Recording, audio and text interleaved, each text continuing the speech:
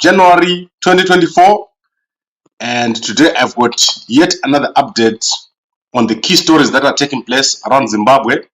We do this every morning so that the whole country can know what is going on. I know most people don't have access to the newspapers and to the internet, and they rely on this broadcast to understand what is going on around the country. So I want to start with a very, very important story, which is to say there's now been an announcement by the Zimbabwe government on the actions to be taken after the Redwing Mine disaster. And as expected, there is not going to be any action taken against Scott Sakupwanya, who owns the mine there at Redwing Mine. So that was almost expected. In fact, what they've done is to announce that there should be no artisanal mining around the whole country during the rainy season, which is crazy. How are you going to ban people from artisanal mining? It's not possible, because in the first place, you did not allow people to mine. So people who are mining are just doing it by themselves. So that was the final determination that artisanal mining must be stopped. But who is going to stop it? They've already failed. It's illegal anyway in most places to go underground in these disused mines. So Scott is going to walk scot-free from this incident. They are actually now blaming Metal Gold for the whole incident. So there's no action to be taken against Scott Sakupwanya, but the statistics are shocking. Over 100 people have so far died in mining accidents since last year. If you look at all the people that have died during these informal mining operations, which are led by people who are in government. So all these people who are dying, they're actually working for some people that are in government or who are connected to the people who are in government. There was another incident last year where over 42 people died and are still underground. These are the kind of issues that we're dealing with here. Very, very bad issues. Similar to the cholera disaster, it's spreading all over the country. Almost 90% of the places in Zimbabwe now have cholera. The death, people who have died from cholera are now over 400. So it's crazy, crazy stuff. And so that's the update on Scott Sakupwanya. No action is going to be taken against him. And you're going to be able to see that story in all the state press, all the Herald, the Chronicle, they're carrying that story. Now let's go to the second most important story. Jonathan Moyo, through Baba Jukwa, they have came up with the fake Nelson Chamisa death story, death prophecy. So this is under the Baba Jukwa Leaks Facebook account. And I was very disappointed to see that story actually gaining traction, because people are just picking things up without looking. So I always ask people, if someone says Bushiri issued a prophecy, you actually have to see the prophecy from Bushiri, and then you agree to say Bushiri issued that prophecy. In this particular case, people were just running with that story to say Bushiri issued the death prophecy against Chamisa, which is not true. So my belief is that Jonathan Moyo, Sengezo Chavangu, these guys are behind the Baba Jukwa Leaks account, and they are pushing out these stories. If you go back through the Facebook stories of Baba Jukwa Leaks, you will see that they've been anti-Chamisa for a very, very long time. So there's no doubt in my mind that Anna Jonathan Moyo, they are behind this whole story of death prophecy against Nelson Chamisa, which Bushiri had to respond to. You see how bad it became. It went all over the country, it went all over the world. And then Bushiri had to respond and say he did not issue such a prophecy. And this, he did it officially. If you go to the Bushiri official channels, he said that he did not issue such a prophecy. Then Wicknell Chivayo, crazy, crazy stuff. He has bought over 250 Honda Fits for members of his church. I don't know what's going on here. It's not normal what Wicknell Chivayo is doing. Probably some rituals going on there. Then the website of SADC is back up. If you want to look at the SADC website, it's back up. But obviously, they still have the old information after the hack. So you can go and look at the SADC website. Hacking is becoming a problem now.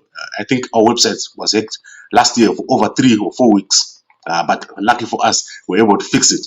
But it's such an unnecessary thing that whoever is hacking SADC is. It's probably ZANU guys hacking SADC. But then the Zimbabwe Independent Complaints Commission has been established. If you have got a complaint against members of the military, members of the police, members of the CIO, there is a Zimbabwe Independent Complaints Commission that has been established. They have now gone out to look for commissioners, and there are conditions for you to be a commissioner. You must be at the level of a judge or a senior lawyer. So if you want to nominate people to the Zimbabwe Independent Complaints Commissions, go and find out what's required. We're going to post the requirements and share them later on today. And then Sengezo Chabangu recalled 2 more people after the current announcements of the by-elections, which are on the 3rd of February. So there are 2 more by-elections in Harare and Chinhoyi. And I think that was Chitengu, who was the former mayor. Remember the guy who was the mayor after the recall of Makone. That guy became a mayor of the CCC. They recalled him. So there's a by-election on the 6th for Harare and Chinhoyi.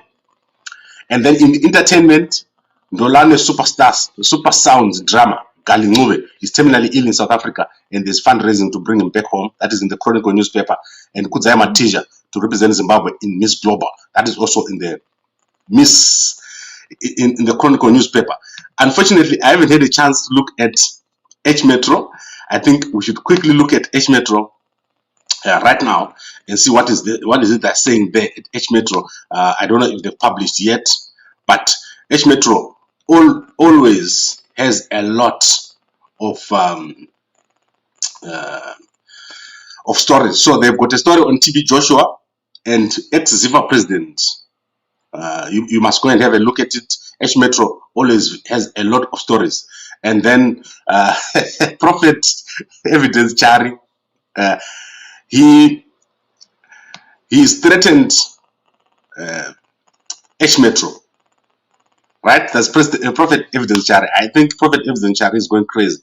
I don't know what's going on with him. He was a very nice guy. He's embarrassing Prophet Makandiwa now. And you remember, Prophet Makandiwa disowned Prophet Evidence Chari when he was in Botswana. You should go and look at the story that we did when Prophet Evidence Chari was in Botswana. He was disowned by Prophet Makandiwa, and then he had to go and apologize. But what he's doing now is just crazy stuff.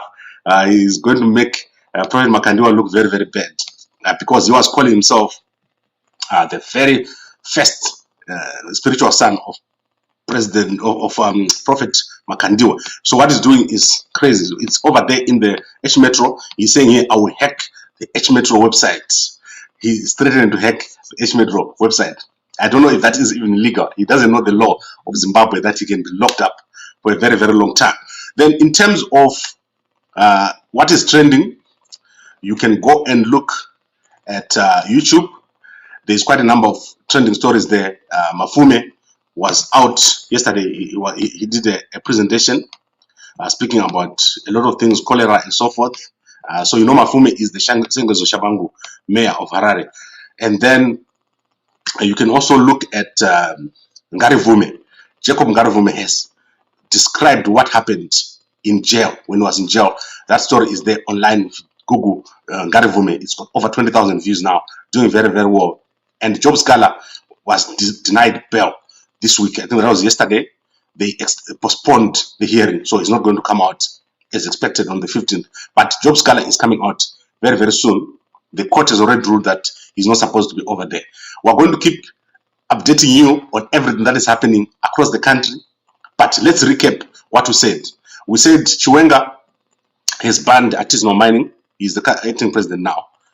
After the Redwing Mine disaster, and also after the 100 people that have been killed in disasters, the 100 mining disasters since the, last year. But no action is going to be taken against Scott Sakupwanya. Jonathan Moyo withdrew Baba Jukwa behind the Nelson Chamisa death prophecy, crazy stuff, and Wicknell Chivayo probably performing rituals, buying 250 cars for church members. That is 250 Honda Fits for women, church members, and so forth. That's crazy, crazy stuff. I don't know what's going on there. And then the Zimbabwe Independent Complaints Commission has been established, and they're now looking for commissioners. This is for complaints against members of the military of the security services, of the CIO, and so forth. All these guys, people who are arrested, if you're in jail, if you want to be a commissioner, you must be at the level of a judge or senior lawyer or advocate. They're now looking for commissioners. So those are the very, very important stories that we're looking at today. And I'll be back tomorrow with another update. Thank you very much to you all, and a good day to you all. But before I go, let me remember to look at the comments. I don't know why I forgot to look at the comments today. Yesterday I did forget also. Right, let's look at Chamisa Anofa Asinaku Buritsa Israel Egypt. Okay, I think something has happened to Chamisa. I don't know what. I'm saying this not in the same direction that the guys are taking with Anababa Jukwai and Jonathan Moyo and so on. Chamisa is not issued his annual beginning of year statement. He has not spoken in public since the Mavuku funeral. Something has happened. Something is up there. But we're going to happen. We'll find out what happened. And I'm challenging Chamisa not to let this thing go. He won the election. The international community supported him, and he cannot just back down now. So I'm challenging Chamisa to show himself and to fight this fight to the end. He mustn't tire on this one. And then he once said Chabang has been stopped by the court to do more recall. How come he's recalling? He's not recalling new people. These people were recalled before the judgment. And so, currently, Chabang cannot recall anyone. Chabang cannot receive money from parliament. Chabang cannot do anything that has to do with CCC. The court has stopped him.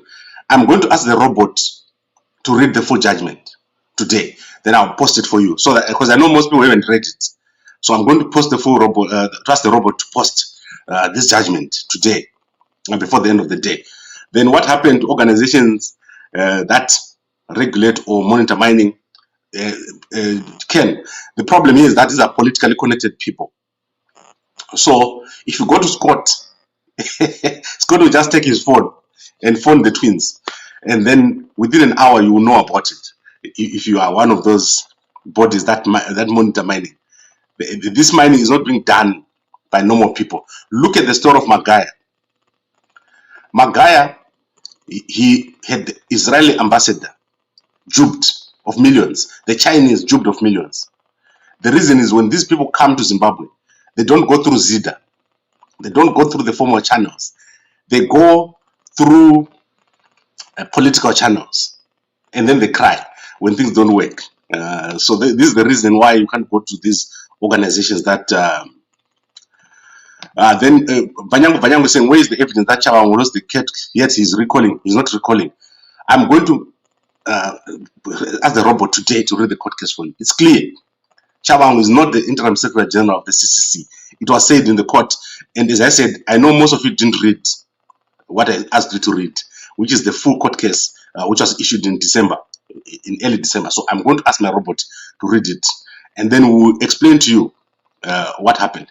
And then Tinashe Mugabe is issuing fake DNA results. A woman came from Australia after she was told that her mother was in Zimbabwe, and she had matched 100%. When she went to Zimbabwe, she then took the mother, the so-called mother, and they went and tested, and it was found out that it was 0%. So that story is now on TikTok. You see, the woman has issued a statement on TikTok. She's issued the news. She's gone to an international news organization. So Tinashe Mugabe has to answer on what happened. An investigation must be done, because if the DNA results are wrong, it's destroying a lot of families. So these are some of the things that you're asking about Uganda. So I thank you very much, everybody, for watching. And as I said, I promised I'll share with you the full judgment, which says Stengiso Chabang is not the CCC interim secretary general, and he must not recall anyone. The recalls that he's done now are the last. He's not going to make another recalls. But Chamisa must show himself. We need Chamisa to come out and fight for his presidency. Chamisa is being in the background. We need him up in the foreground. That is why people are now coming up with all these fake stories about Chamisa, because they can see that he's not there. So we need Chamisa at the front. We need to talk about recalls. We need to talk about reruns. We need to talk about power sharing. The conversation must move now to power sharing, which is where Zimbabwe solution lies. Thank you very much, everybody. And once again, a good day to you all.